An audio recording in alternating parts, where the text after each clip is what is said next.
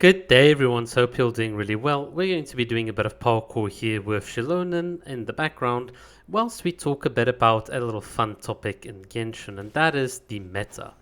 Now, one of the things that you probably have seen currently on the internet and so on is that there is a very noticeable lack of Genshin Impact content creator drama. So naturally, the next best thing that people kind of gravitate towards is to say, "Oh, Unit X has been released. Xilonen, she's not as good as Kazuha." And then, of course, this is going to invite a bit of criticism, and people are going to say, "No, Xilonen is better than Kazuha." And it's just you guys know how it's going to go. You're going to get to a lot of online fights. People are going to say waifu over meta, and some people are going to be like, well, you either play the meta or you don't. There is no in between. And it's just all of these discourses and stuff becomes really, really silly. From my perspective, as someone that plays Genshin Impact seriously, and by seriously I mean I engage with the in-game combat system, I engage with the overworld, getting 100% in terms of exploration, which I'll show you in just a bit. I play the teapot, I play the character quest, etc. My perspective has always been one of saying, well, what you need to do is to decide how are you going to plan your account progression. And this to me is always at the heart of Genshin. So let me kind of explain this. The purpose of you playing in the overworld is to collect primogems. The purpose of you engaging in the endgame system is to beat and clear the content and get primogems. The purpose of you playing through the character quest and the teapot is, you guessed it, to gain primogems. So what is the purpose of gaining primogems? Well, you want to cash in these primogems to get new characters, which will enable you to keep on engaging with the game of Genshin Impact. And there you can see the 100% on like Watatsumi Island. And this is the heart of my argument. Effectively, things like combat meta and theory crafting and the Genshin elemental system and speedrunning, all of these things are good at informing you and giving you a perspective when it comes to whether you should pull on a character. So for instance, Xilonen's banner runs for 20 days. So you can take like some time before you decide, hey, I want to commit time and resources into this character. Get the opinions of theory crafters. Go and look at some of these speedruns and see like what you can work towards, but also in the same vein ask yourself, hey, what is there from a character story quest for me? What is there in terms of being able to use Xilonen in the overworld and have fun? Because when you as a player look at the game of Genshin Impact, you might say, look, the combat aspect, I will give it a weighting of 30% of my enjoyment in the game. Exploration in the overworld, I'm going to weight 40%, and the last 30% is all going to be just about waifu appeal and so on. And the idea here is that obviously different people will have a different internal weighting scheme, if you like, when it comes to ranking their preferences. And this just means that certain aspects of the game, for instance, like the end game meta, might be very informative, or it might just not even be a thing that you care about. And that is the whole point of what I want to try and argue in today's video. So what we're going to do now is take each one of these aspects, the meta, the character appeal and the exploration, and look at some of the foundations behind them and whether those foundations are really that informative when it comes to you picking the characters for your account. So let's start with the meta and the combat system, because this is obviously what everyone's really interested in. So from my perspective, I think the first thing that I would say is that Genshin's current theory crafting state is really, really good and advanced. The pinnacle of this is in GC Sim. So this is basically a simulation platform where you can take your team with your artifacts and your rotation and see basically what the damage and healing and particle and all these outputs are for your team over time. Now this is absolutely brilliant because you can always say, hey, what happens if I swap out one weapon for another weapon? What is the impact on my team? And I love this platform because it answers questions in relation to what you are currently doing. The downside of GC Sim is that new characters obviously have to be implemented into the system, including all their constellations, which means that by the time the 20 days for pulling on Xilonen's banner is over, you might not have gotten even Xilonen being added to the system, so it's not like you can get real value there. And this is where the entire spreadsheet crowd comes in, and they have a bunch of flawed calculations. They can't take into account all of the RNG, and very often spreadsheets in practice differ quite a lot. So it's very, from a theory crafting perspective, after the fact, you've got a lot of information and value. So for reruns, I'd argue GC Sim absolutely brilliant, but for anything before that, the nature of spreadsheets and the imprecise nature of people's opinions and stuff about characters is really not good enough. It's only until you really get a character in your hand that you can then start saying, oh, I can recommend this character. But obviously it's a bit of a chicken and egg problem, because if you're someone that's waiting for advice, how do you know if a character is good if you don't already have the character to see if it's going to be good? It's a bizarre situation. Now, the obvious solution is sign up for the beta, and if you're lucky and you can get in, hey, that can be very, very helpful, but that's obviously not a reliable method. The other way to get information about your character choices is to look at the speedrunning community for the Spiral Abyss. The idea being that the characters that can consistently and frequently clear the Abyss the fastest would typically be the characters that you would want to recommend to a person. So hence, if a new character like Xilonen releases and she helps you clear faster, you would recommend it. Now obviously there are a lot of problems with this, most notably, how do you account for free-to-play players and whale players? How do you account for the fact that some people have been playing for 4 years, and hence if you've been doing all your daily commissions for 4 years, you have a ton more premium gems than the guy that just played last year and is also interested in the endgame meta. There are a bunch of problems. Now, one solution to all of this is to introduce a cost system whereby all 4-star characters and 4-star weapons are given 0 cost, and 5-star characters are given 1 cost, and also for every additional 5-star constellation you add a cost, and weapon refinement you add a cost. Yeah, it gets kind of silly. And the idea is, obviously, if you have a C2 or 1 Xilonen, then she's going to cost your team 4, and if you just have then 4 stars, then whatever clearing times you've got, your 4-cost team will then be bracketed alongside other 4-cost teams, and then the idea is then to see which one of these would then clear the Abyss the fastest.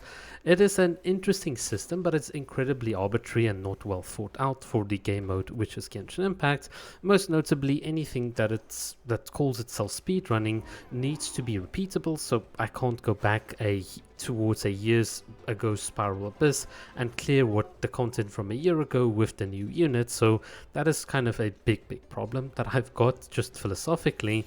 Additionally, I also think that the current system unfairly benefits those that do often make resin refreshers. So you could have the most cracked Xiongling Bennett Xingshu with near perfect artifacts, but that's not really gonna be that helpful for the average person or for people even looking to play the meta, because of the fact that because you've sampled the distribution of artifact drops more frequently than another player, and hence you will get those better artifacts. It's not just a case of it is random. We can quantify that randomness, and people that do spend do get an advantage, and that kind of defeats the point of the cost system.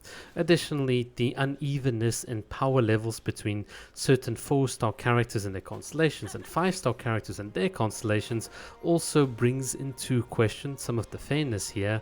I would much rather have a system where you give a ranking, so you rank all characters from from B to S tier, and you give each tier a cost, so the lower tiers have a lower cost, and then what you do is you run the teams, and then what you'll then do is you'll do a re-ranking based off the times and so on. So you'll then push characters, let's say that were B tier but that really help clear very fast, you'll push them up, bring some other characters down, and you have an iterative bootstrap system. And I think that in and of itself would be far better, because then we can solve the 4-star 5-star problem, and then you can just then have an adjustment factor for constellations, which could be very, very helpful. Some other issues that I have with the speedrunning is that there's a disproportionate focus on the boss rush nature of the Spiral Abyss, whereas something like the Imaginarium Theatre does invite you to consider characters that not only synergize well in limited teams, but also that have the least amount of anti-synergy in a variety of teams as well, because that's also important.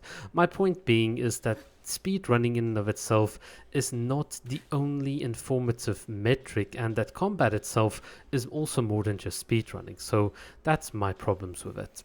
When it comes to the overworld meta, the things that you want to prioritize are characters that will enable you to effectively get your Primogem resources and farm them in a way that you can spend the least amount of wasted time in the game. Now, obviously, if someone wants to enjoy climbing and take pictures and so on, there's nothing wrong with that. But from an account progression perspective, you could argue that having characters like Sayu and C1 Yelan will enable you to get to where you want to be without wasting too much time. And there is an important argument here, because every single little 5 seconds here and there that you save will add up to eventually hours that you save over many months of playing through the game. And I think this is an important aspect that a lot of people don't really highlight. You see a lot of YouTube videos that will, for instance, say, oh, let's compare Sayu versus Yelan versus Wanderer versus now Xilonen, and who can reach the furthest and so on. But ultimately, those comparisons fall flat, because like the Spiral Abyss, they take a very limited scenario like the Bridge and Mondstadt, and then they try and judge distance as being the only metric to gauge how effective a unit is, whereas a lot of us know that a character like Xilonen can very easily, if you're skilled enough, navigate through cliffs at a speed which is unmatched currently in the game. Characters like Wanderer can enable you to really, especially if you're like me playing out of bounds, cross distances that would otherwise be very difficult to cross.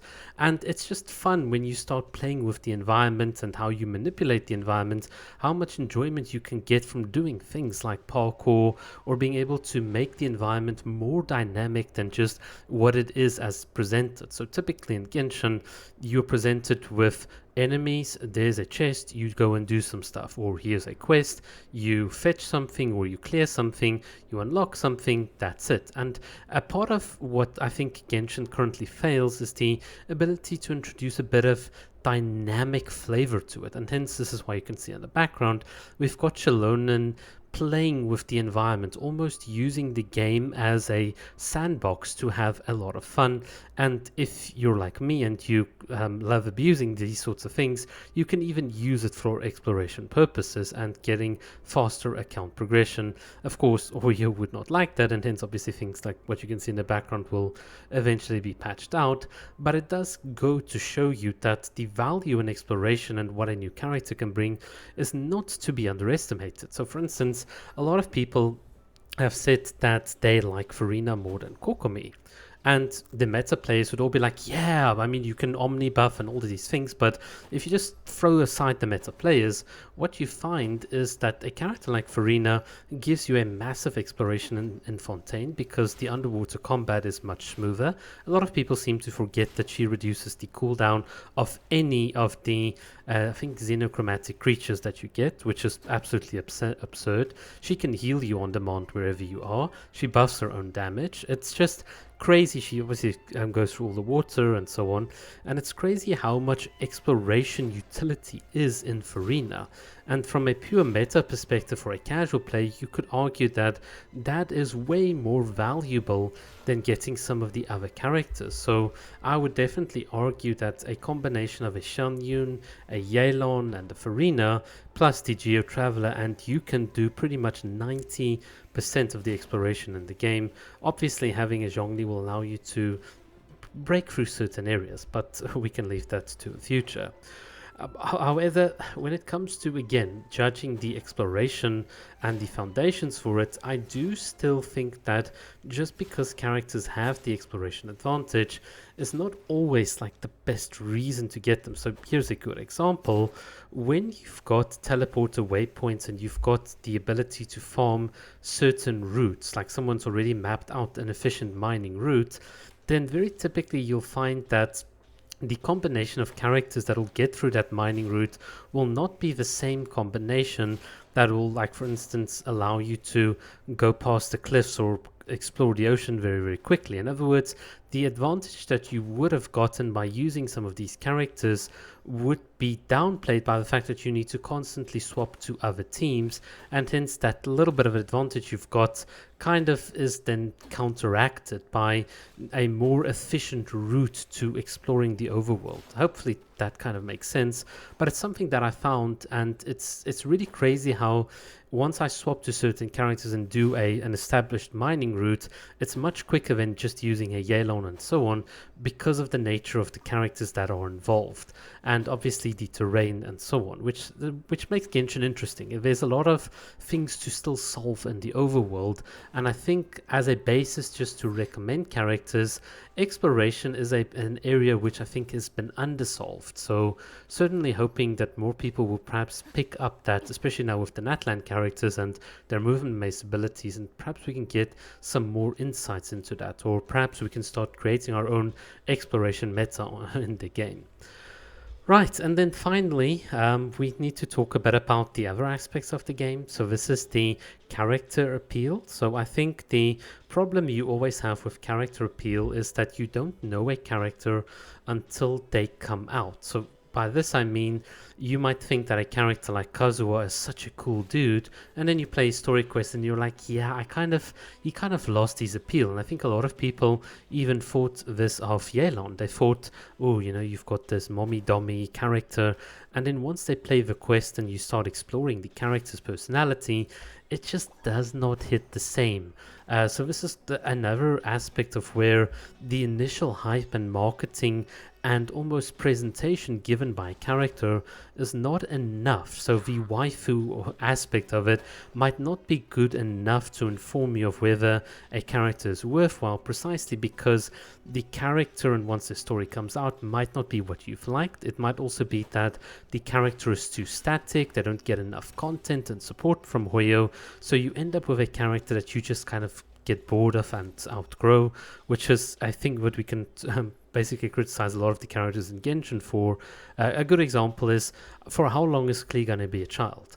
I mean, at some point in 10 years' time, Klee is still going to be Klee, and you're just going to be like, if there's no development to this, then what is the point? You might just get really bored if you like Klee, as a simple example. So the waifu aspect of it is very tenuous, and I think this depends on why you like certain characters, and you can understand why Farina, with her bubbly personality and her ways of interacting with different characters and environments, is a character that can stick a lot more, that you can recommend more to people, precisely because you can get more flavor and personality out of it. And a very good example recently of this is in the Natlan 5.1 Archon quest with Citlali, where you can see she's got a lot of animations. They put in a lot of work into making this character very interesting.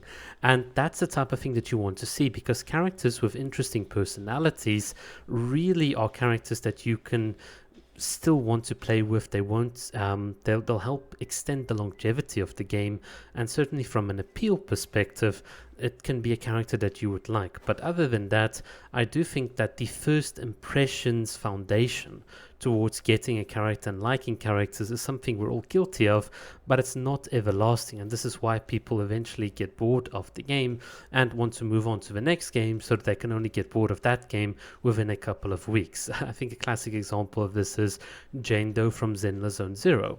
She came in with a storm, and now people are kind of ignoring her, because what's the hook to that character's personality? What is enduring about it? It's an open question.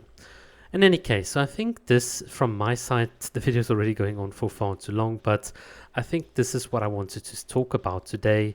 There are different aspects to the meta, there are different aspects that people value, but I do think that the foundations for what people value are sometimes not strong enough, and myself, I'm also guilty in terms of judging things on an improper foundation without always asking overcritical questions. But I mean, hey, at some point you've got to make a choice, you've got to have some fun, and that also involves choosing the wrong character. Alright guys, that's it from my side. Thanks for watching.